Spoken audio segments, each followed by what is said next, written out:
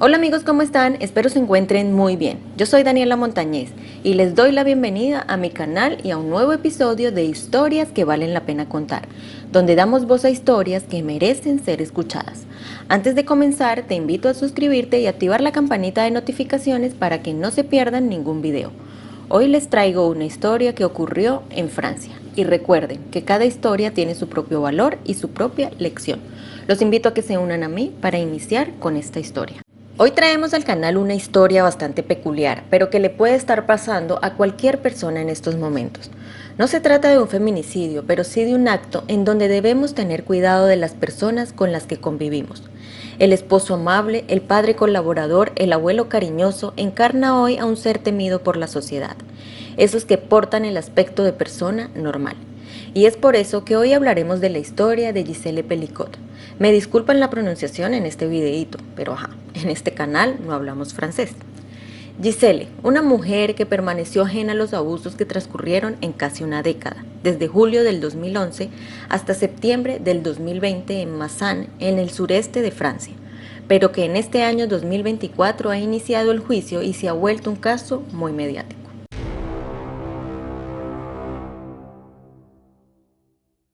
Lo que se sabe de Gisèle Pelicot es que nació en Villigen, Alemania, el 7 de diciembre de 1952. Tiene a la fecha 71 años, hija de un militar de carrera. Tenía solo 9 años cuando su madre, con 35 años de un cáncer fulminante, dejó de existir físicamente. Tenía un único hermano llamado Michel, quien sucumbió en 1971 de un infarto repentino a los 43 años. Gisèle trabajaba en la empresa EDF, un grupo eléctrico francés donde ella terminó como ejecutiva de logística para centrales nucleares, cerca de Indre. A la edad de 19 años, Gisèle conoció en la empresa EDF a Dominique, quien también tenía 19 años, y manejaba en la empresa un Citroën 2CV colorado. Ella quedó enamorada de inmediato. Lo que se sabe de Dominique es que su familia era disfuncional, administraban un hotel-restaurante. Su padre los abandonó en una edad temprana y su madre se puso en pareja con su excuñado, es decir, el tío de Dominique. Su tío era un violento empedernido. La pareja adoptó de un asilo a una joven discapacitada a quien transformaron en su esclava. Gisèle desconocía la mayor parte de la historia de la familia de Dominique. Gisèle y Dominique se casaron con 21 años en abril de 1973 en Asailles-le-Ferron. Luego de casarse, Dominique dejó la industria eléctrica y cambió hacia el rubro inmobiliario. No le iba demasiado bien, pero con Gisèle formaron una familia sumamente feliz. Tuvieron 3 hijos, 2 varones, David y Florian, y una mujer, Caroline. Los 3 crecieron, estudiaron y se casaron, y les dieron 7 nietos. Sin embargo, no todo era color de rosa. Gisèle y Dominique vivieron mucho tiempo cerca de París. Fueron un matrimonio con fluctuaciones. Él descubrió una infidelidad de ella, abandonó la casa y convivió durante un tiempo con otra mujer. Gisèle y Dominique se divorciaron a comienzos de los 2000, en donde Dominique fue obrero, supervisor de obra en una empresa de instalaciones eléctricas, agente inmobiliario, vendedor de alarmas, material informático y teléfonos. Gisèle tenía un pasar más acomodado, pero retomaron la vida en pareja y se volvieron a casar en 2007. Pero a Dominique le llegó el momento de jubilarse y le dijo a Gisèle que se mudaran a un sitio más tranquilo, por lo que se mudaron a Mazan, en el sureste de Francia. Esta nueva vida le dejó a Dominique mucho tiempo libre, demasiado. Dominique actuaba como el esposo ejemplar, padre modelo y un abuelo dedicado. Colaboraba con los deberes de sus nietos y los llevaba a sus actividades deportivas. Los niños se quedaban felices a dormir en su casa, lo adoraban. Para mantenerse más o menos en estado, también solía ir en su bicicleta para las laderas de Mont Ventoux y llevaba en su canasta a su perrito. Los vecinos lo veían como un hombre encantador. Gisèle por su lado no la pasaba nada bien. Desde que se habían mudado a Mazan, había comenzado a experimentar una fatiga permanente. Tenía recurrentes infecciones en sus partes íntimas y pérdidas de memoria alarmantes. Dormía demasiado, se sentía extremadamente cansada y al pararse perdía con facilidad el equilibrio. Podía dormir 2 o 3 días seguidos y después un insomnio. No podía hacer una vida normal y dependía para todo de Dominique. Estaba desorientada con lo que le ocurría y decidió, acompañada por Dominic, ir de médico en médico. Llegó a consultar a un neurólogo por sus ausencias mentales y perdió muchos kilos. Sus hijos pensaron que podía tener Alzheimer temprano y se preguntaron si deberían internarla en un centro especializado. Pero después Giselle mejoraba por un par de días y todo quedaba en el olvido. No tenía vida social, no interactuaba con nadie, solo salía a caminar con una amiga llamada Sylvie.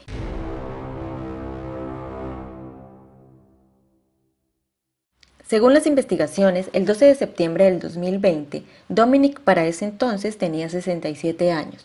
Estaba solo en el centro comercial de Carpentras, una ciudad cercana a Massán, viendo las tiendas como un cliente más, pero no era así. Él estaba filmando por debajo de la falda de una joven, y un guardia de seguridad de nombre desconocido del centro comercial lo ve y le dice con ironía: «Tu teléfono hace buenas fotos», y le avisa a la mujer que él estaba filmando debajo de su vestido y que se iba a presentar cargos.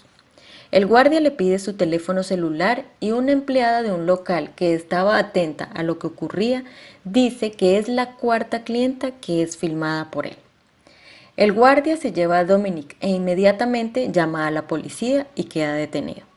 Al rato llaman a Giselle para avisarle lo sucedido, quien no podía creer las acusaciones que le hacían a su esposo, porque era un marido querido por todos. La policía desconfió de tanta perfección e iniciaron una investigación exhaustiva. Examinaron su teléfono y fueron a su casa para confiscar su computadora. No demoraron mucho en descubrir una carpeta titulada Abuso.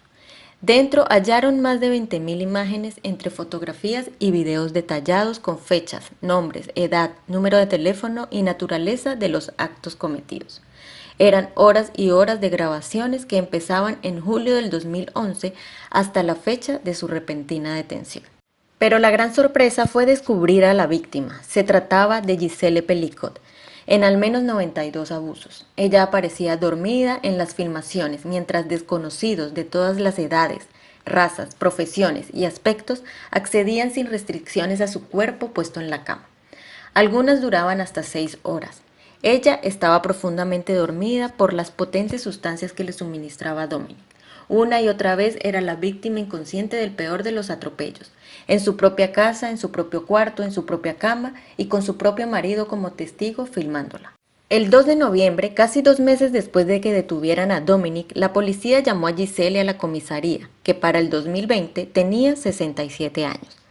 Le mostraron y dijeron todo lo que habían descubierto y que ella desconocía. Más de 200 abusos con más de 80 hombres desconocidos en casi una década. Su esposo, desde hacía 50 años, le había hecho toda esa aberración, desde julio del 2011, cuando Giselle tenía 58 años, hasta septiembre del 2020. Giselle quedó en estado de shock por un momento, y luego se armó de valor, llamó primero a su hija Caroline y le dijo todo lo que los policías acababan de decirle.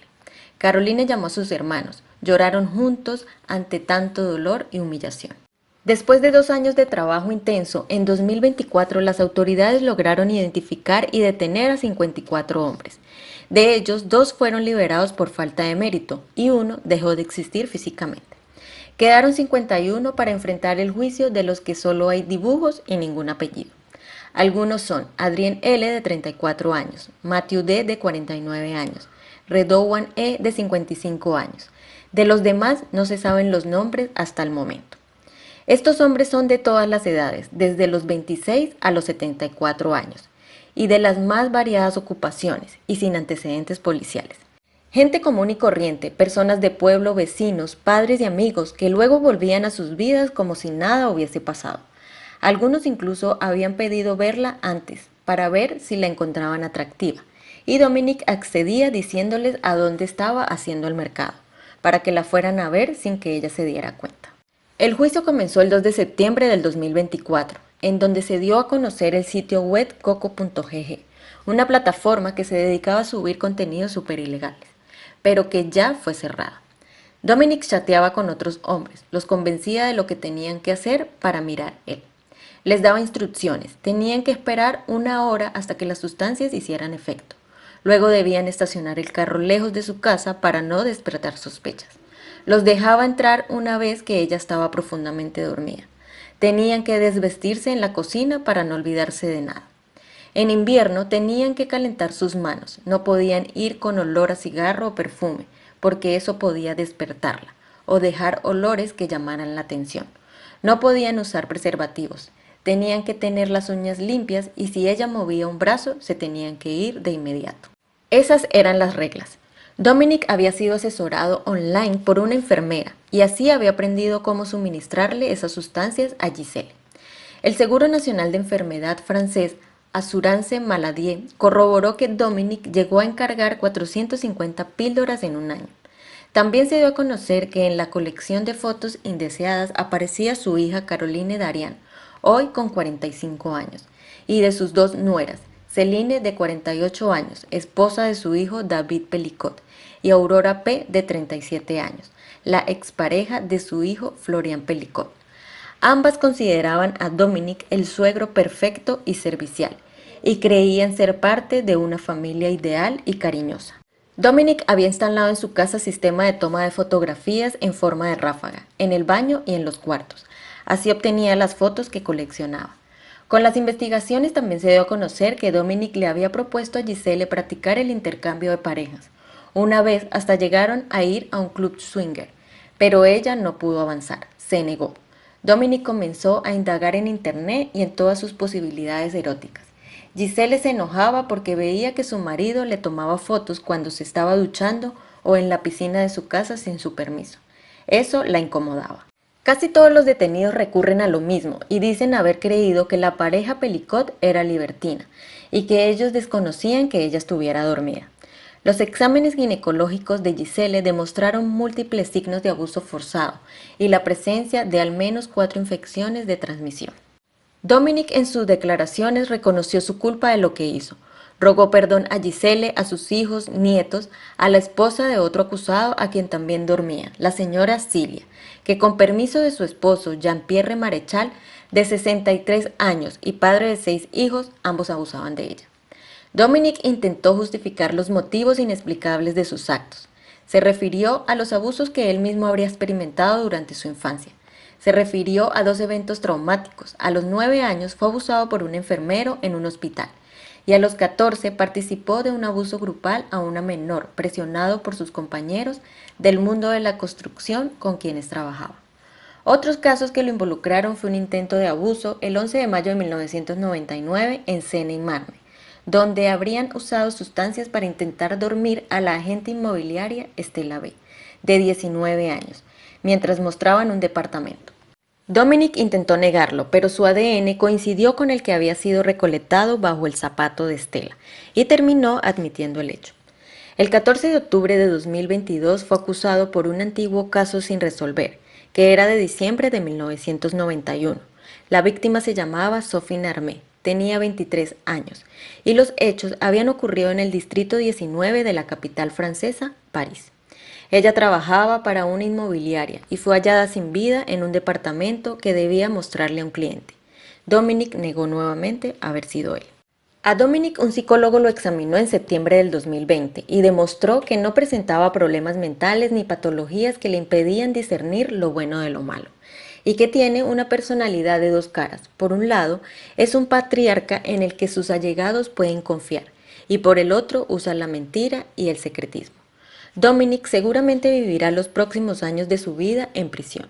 A la fecha está en la cárcel, aislado preventivamente del resto de los presos, porque aún no hay una sentencia para él y los demás acusados. Como un hecho curioso, Giselle recordó que hubo un par de alertas y que se pasaron por alto. En 2010, en un supermercado donde vivían en ese entonces por Seine y Marne, Dominic había sido detenido por algo similar a lo que ocurrió con la joven del centro comercial en 2020. Alguien lo vio con su cámara sacando fotos indiscretas y dio la voz de alarma. Las cosas no pasaron a más porque no fue denunciado. Además de que una amiga de Giselle de toda la vida un día dejó de visitarlos y al irse le advirtió diciendo, y cito, «No sabes con quién vives, tu marido no es quien tú crees». También en 2020, Caroline, hija de Giselle y Dominic, escribió y sacó un libro llamado «Y dejé de llamarte papá». Les dejo el nombre en francés escrito. Allí con culpa, y cito nuevamente, pienso que mamá se había convertido en su juguete, en su cosa, y nosotros no supimos protegerla.